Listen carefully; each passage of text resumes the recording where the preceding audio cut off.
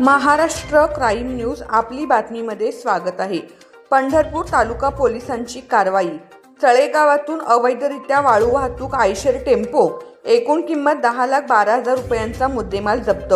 दिनांक 28 फेब्रुवारी 2026 रोजी पहाटे 5 वाजताच्या सुमारास पंढरपूर तालुका पोलीस स्टेशनच्या पोलिसांनी माननीय उपविभागीय पोलीस अधिकारी श्री प्रशांत डगळे साहेब यांच्या मार्गदर्शनाखाली तळेगावातील दर्लिंग मंदिर रोड परिसरात भीमा नदी पात्रालागत असलेल्या ठिकाणी अवैधरित्या आयशर कंपनीच्या टेम्पो क्रमांक KI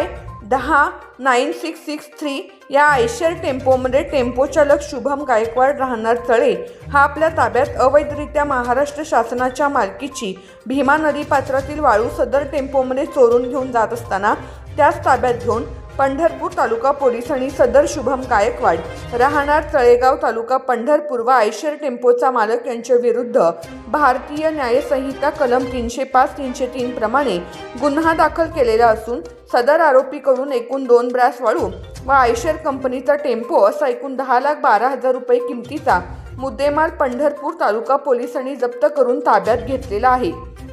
व सदर आरोपी विरुद्ध गुन्हा दाखल केलेला आहे। सदरची कारवाई माननीय पोलीस अधीक्षक साहेब श्री अतुल कुलकर्णी साहेब, माननीय अप्पर पोलीस अधीक्षक साहेब श्री प्रीतम यावलकर साहेब, माननीय उपविभागीय पोलीस अधिकारी प्रशांत डगळे साहेब यांच्या मार्गदर्शनाखाली पंढरपूर तालुका पोलीस स्टेशनचे वरिष्ठ पोलीस निरीक्षक TY Mujawar, API Shrimati Vibhavari Relekar madam, police उपनिरीक्षक भारत भोसले, पोलीस उपनिरीक्षक Vikram Vadane, police head constable Mangesh Rokade, police Swapnil Wadadekar, head constable Abhimanyu Garad, police head constable Suhas Deshmukh, Deepak Bhosale, police constable Sanjay Gutal, Sagar Gawali, Vijaykumar Awati, police चालक साठे विलास घाडगे, हसन नदाब यांच्या पथकाने केली आहे।